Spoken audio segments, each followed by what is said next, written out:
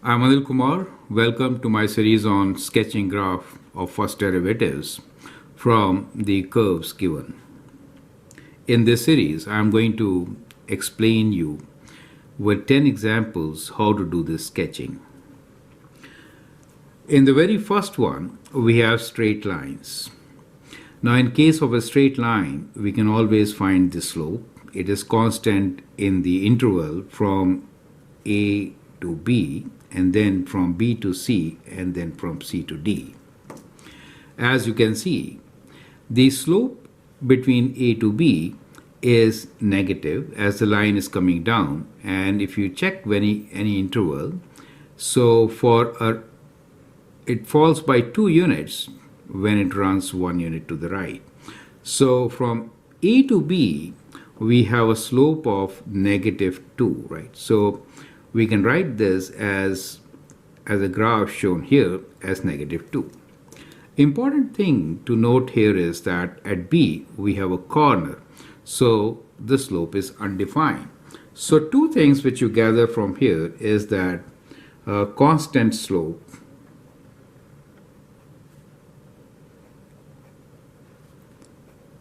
for straight lines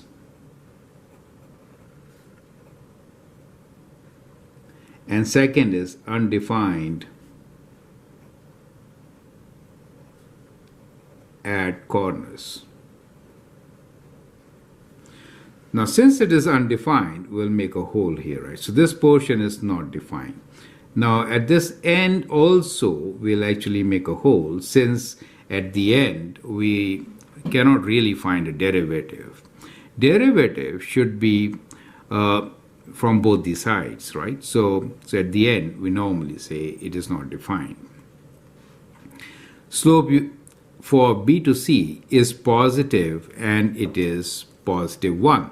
So from here we can draw from B to C a straight line joining horizontal straight line with 1 unit.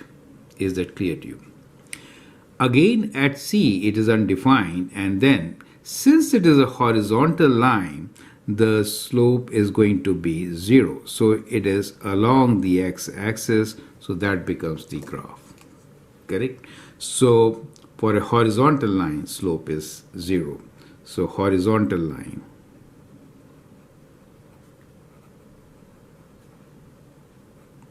we can write f dash x equals to 0.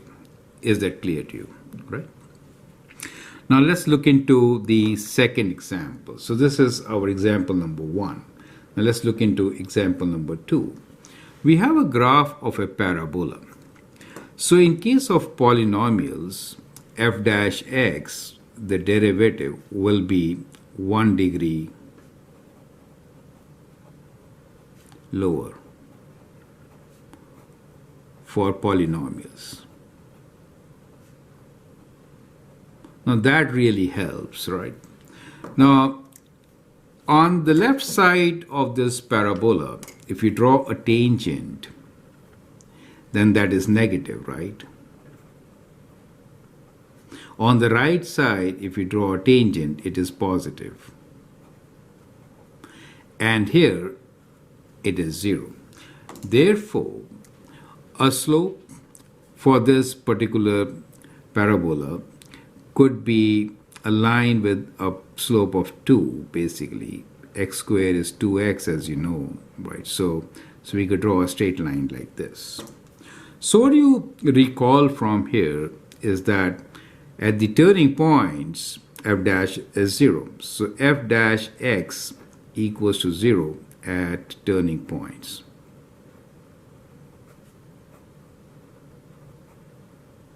Correct? A tangent line gives you whether it is positive or negative, right? So which we saw here.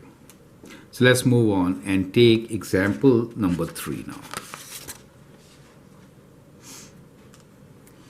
In example number 3, we have a function which looks like 1 over x, right? What do you notice here? That if I draw tangent lines, then slope is always negative, correct? So here f dash x is always less than 0. As you can see, it is always negative. Right? Now, whenever there is a discontinuity, we cannot define a slope. So that becomes our vertical asymptote. Is that clear to you? Right? So basically, we have negative slope.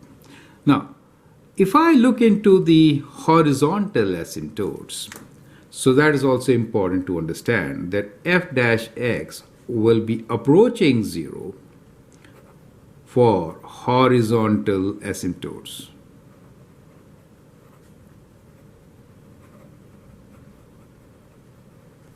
Correct? Now, since it is negative, it is going to approach from the negative side. So in this case, we have a graph which will be kind of like this, right? So that's an approximate graph which I'm going to sketch. Actually, at this point, it will be 1. So I should have gone from here. So let me redraw this portion. To be more precise, right, so it's going to be like this, right? So at this point, 1 over x we know is kind of 1. So the graph will go like this. So that is going to be the graph of f dash x. Always negative, but approaching 0 as you approach negative or positive infinity. Clear? Now, the function shown here is similar to square root function, right? So now in this particular case, if I draw a tangent line, it is positive, right? So what we see here is always positive, correct?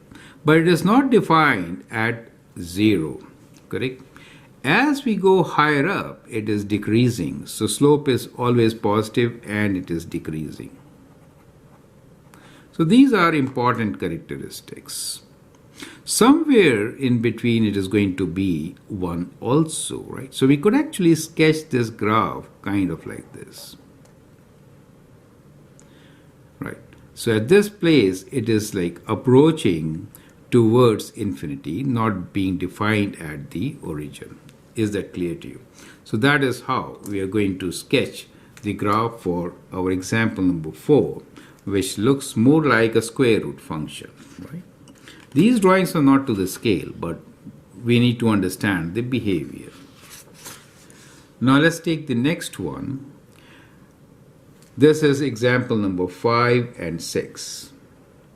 Now the graph here is similar to the function which is f of x equals to cube root of x. So it is valid all throughout the domain. What you notice here is that the graph is very steep at the origin, right? So at the origin, it is very, very steep. But all throughout, what you notice is that it is a positive tangent, right? So what you notice, it is always positive. So here we know one thing, that f dash x is greater than 0. However, at origin it is vertical tangent, right? So we have a vertical tangent here. So I'll draw a vertical line. So that basically is a vertical tangent.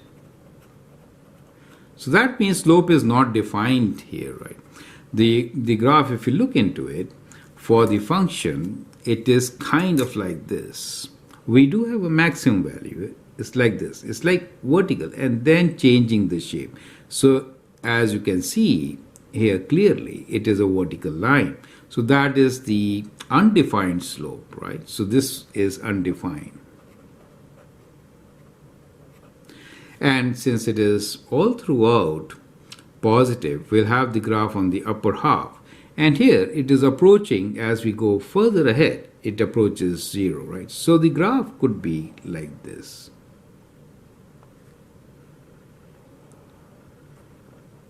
You may maintain symmetry while drawing such graphs. Is that clear to you?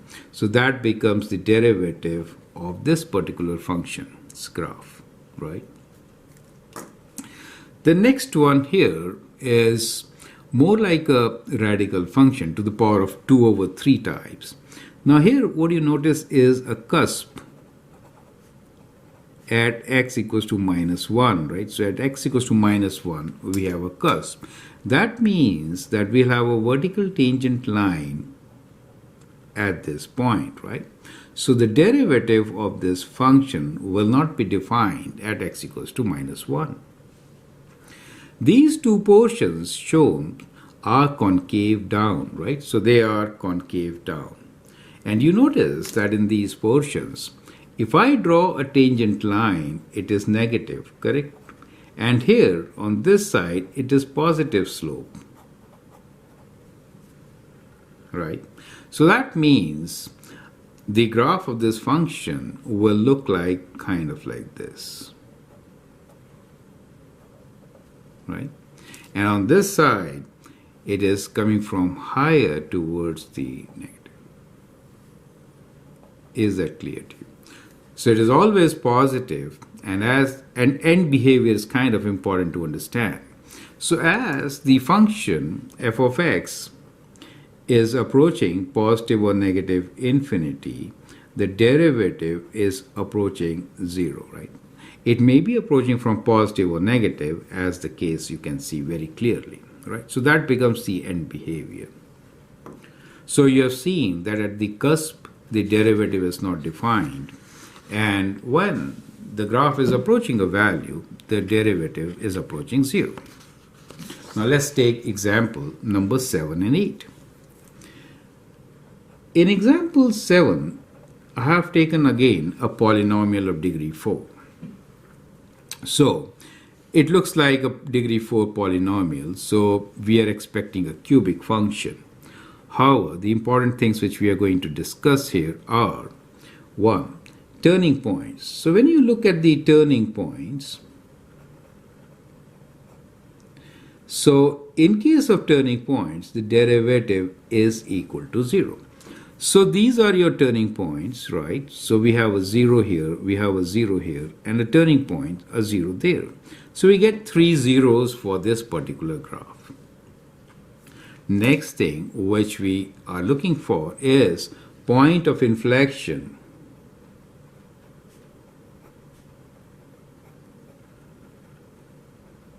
So that point of inflection means change of concavity.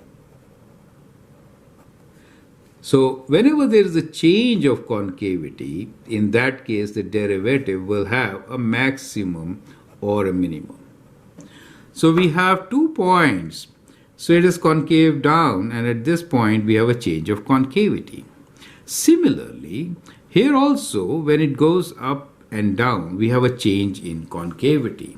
So these 2 points corresponds to the maximum and the minimum, local maximum minimum for our graph. Now here, since the slope is negative, it's going downwards, we have minimum here in this case, right? So we can say this corresponds to a minimum, right? So we can say this corresponds to a minimum since the slope is negative, right? So let me write down the note here. Negative slope at point of inflection results into local minimum, and a positive slope at point of inflection results into local maximum. So here the line, tangent line will be positive, right? So this will correspond to the local maximum. So this will correspond to local maximum. So it will be somewhere, let me just make a turning point here. Is that clear to you? Right.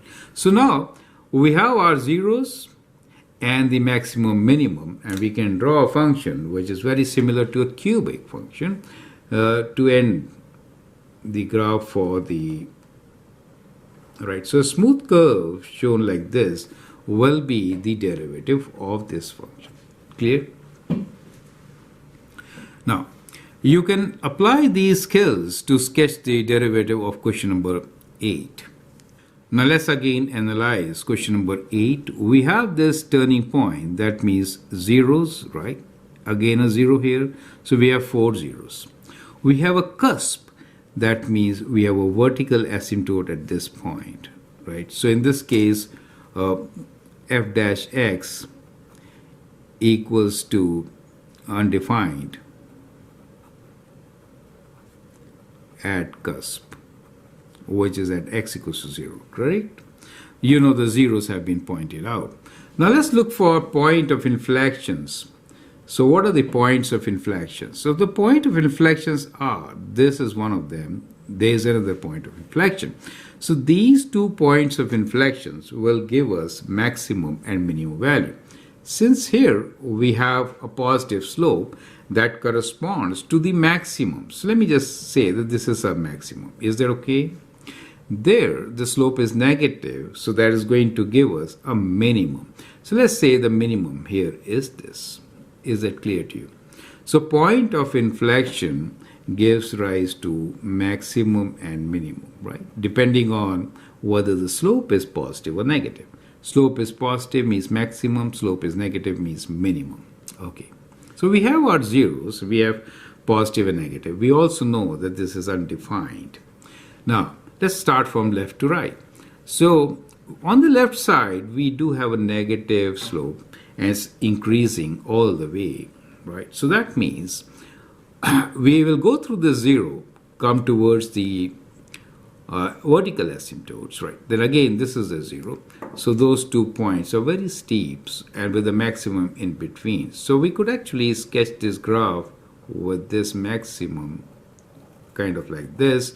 And here we go through this zero kind of like this, right? So that should have gone through the zero. Similarly, in this case, we see that this portion is positive, so this side is positive. So we go like this, positive, and then go like this. Is that clear to you? So that becomes the graph of our function. So this graph has a discontinuity, a vertical asymptote at the origin, 2 local maximum minimum, 1 maximum, 1 minimum. This maximum corresponds to the point of inflection where the tangent is positive, right? So let me write down here. So at this point, we have f dash x is greater than 0, and we have a point of inflection. So that combination gives you maximum, right? At this point, the derivative f dash x is negative, right? And there's a point of inflection, so that gives you local minimum. Is that clear to you? So this is a very important criteria to always remember. Now, let's take up the last 2 questions, which are basically your practice test questions. I hope you have understood all the concepts. So here are question number 9 and 10 for you. So question number 9 and 10, I would like you to pause the video, sketch the graph for these functions, and then look into my suggestions. So I hope you must have got the graph of your derivatives. Here is how we will do them. Let's review the concepts as we go about. Now in this particular graph, you see a turning point. That turning point translates to a 0 for the derivative f dash x. Correct? Next, we should look for the end behaviors. They are approaching 0, and at these points, we have a tangent. On this side, it is positive, right? So that means we are approaching 0 from the positive side. So we will be approaching here from the positive side. On the right side of the curve, we see that the slope is negative. That means we are approaching 0 from the negative side. Is that clear to you? So that is the second thing which you need to look into. Now, let's look into the point of inflection. So there are 2 points of inflection where the concavity changes, right? So these are the points, we can say that, from symmetry. Now in this case, at this point of inflection, the slope is positive, so we have a maximum here. So we'll say let this maximum be somewhere there. Here it is negative, and so at this point of inflection, we'll have a negative, right? So let this negative be somewhere here, okay. Now from 0, the two local maximums and minimums and the end behavior, you could actually sketch your curve. So that's good enough, right? So this is good enough to get an accurate graph of your derivative. Does make sense to you, correct?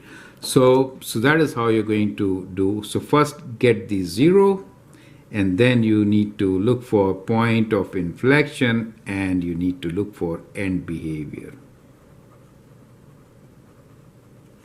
Correct?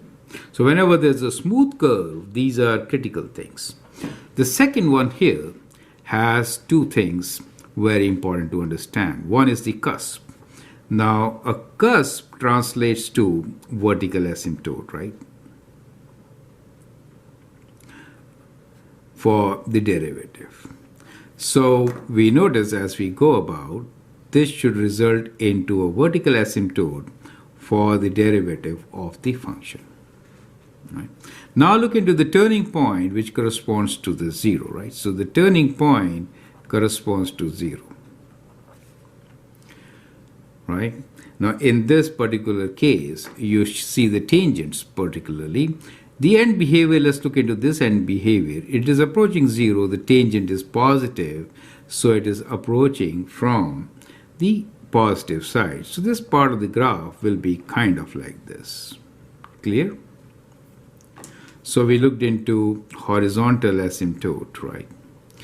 The right side is approaching to always increasing. So this part, it is negative here. So here we have a negative slope, and in this case it is positive slope. Here we have a 0. So that basically means that we have an increasing curve, so it could be drawn kind of like this. So that is how we are going to sketch the derivative of the given function. So with this, we come to an end. So we understand that if there is a horizontal asymptote, in that case, f dash x is going to approach to 0, right? For a turning point, it is 0. For a cusp, it is undefined. And for point of inflection, we could have maximum or a minimum. Maximum when f dash x is positive, and when f dash x is negative, we have a minimum. Correct? So with that we conclude, and I hope you understand with these 10 examples how to sketch graph of first derivative when we are given graph of the function. Feel free to write your comment, share your views, and if you like and subscribe to my videos, that'd be great. Thanks for watching and all the best.